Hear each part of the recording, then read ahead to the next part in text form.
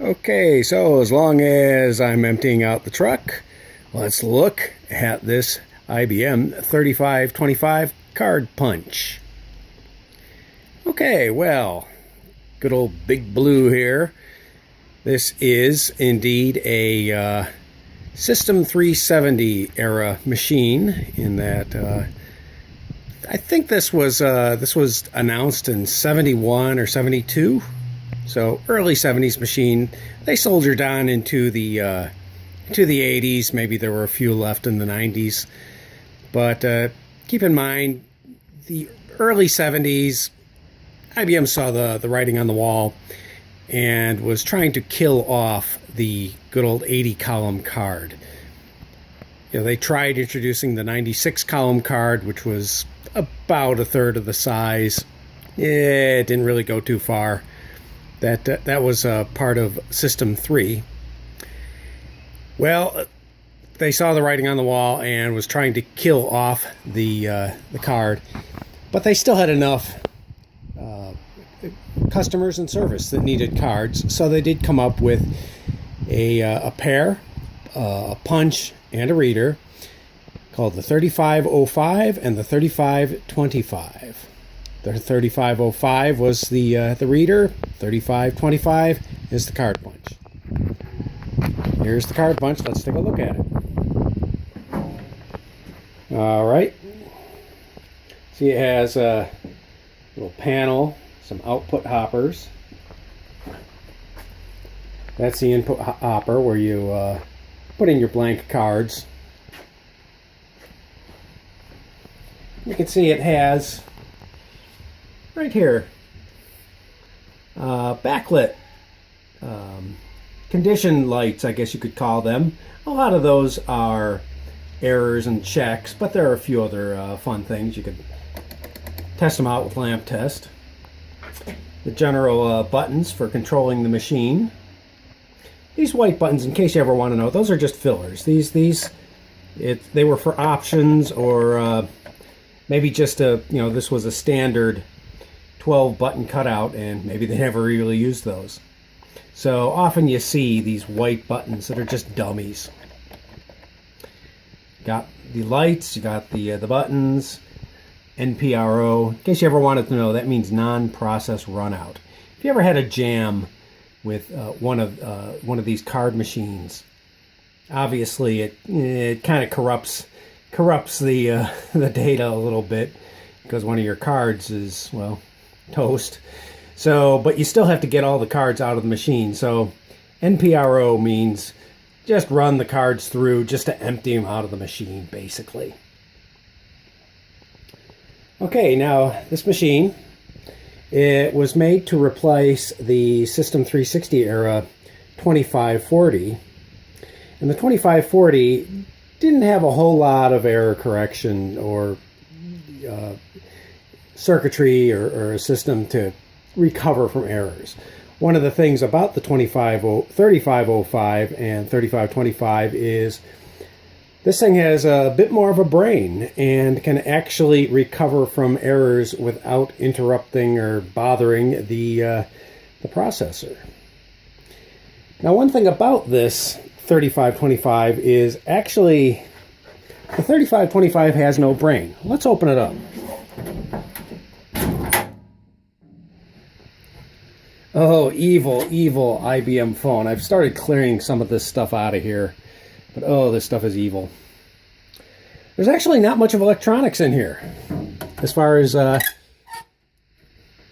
microchips. Now, this is a post-SLT machine, being 370 era. But there's not much here. And in fact, even these gates, you can see, well, there's a camera driver-ish or something like that.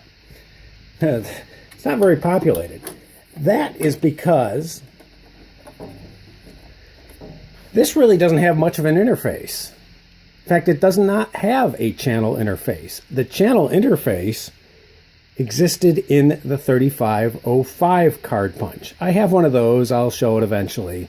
But the 3505 accepts the bus and tag channel interface, does all the channel electronics, and then spoon feeds this thing whatever intelligence it needs. So there's really, really not much in this machine. See, it's a bit dirty, but actually not terrible condition. Although, yeah, this foam is horrible. See, I'm gonna have to strip it all out.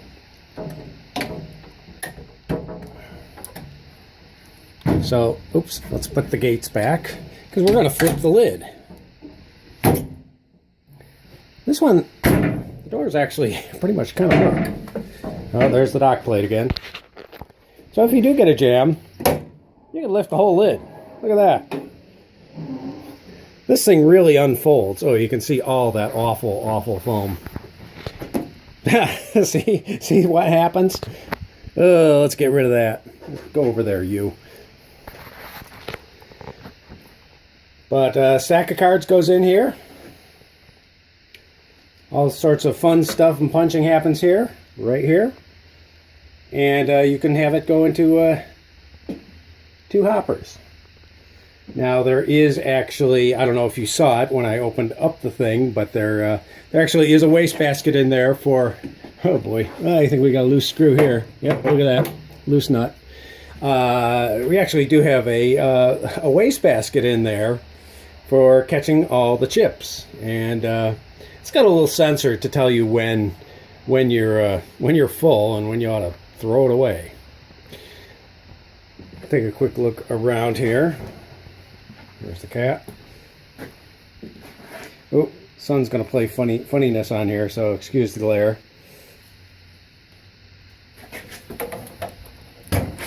There's the chip bin, and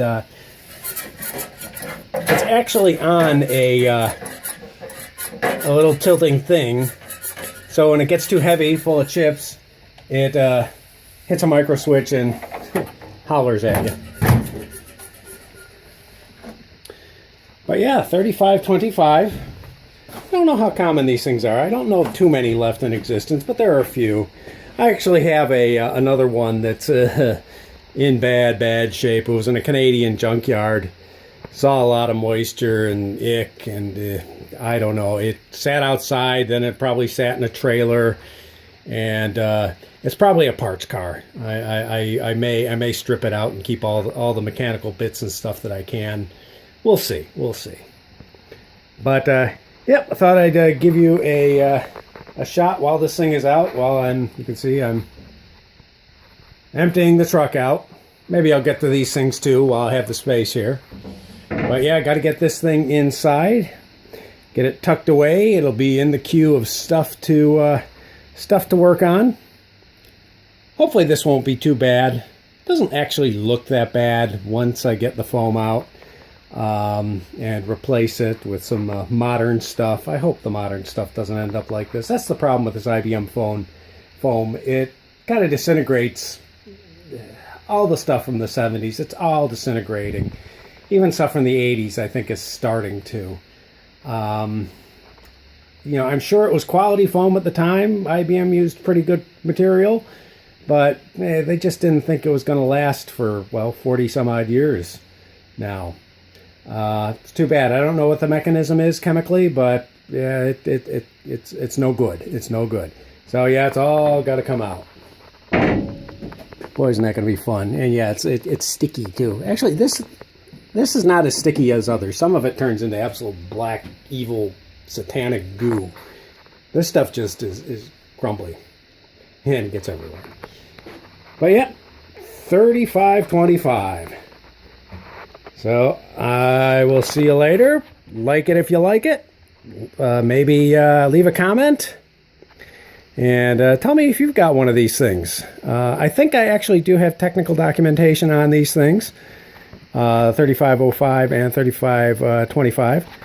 And yeah, maybe share the video. And I will see you later. Maybe I'll shoot another video right after this with that stuff there. Let's close the lid. Close the lid for the parting shot. I don't want to make noise on the dock plate again. Oh, maybe not too bad. All right. I'll see you guys later.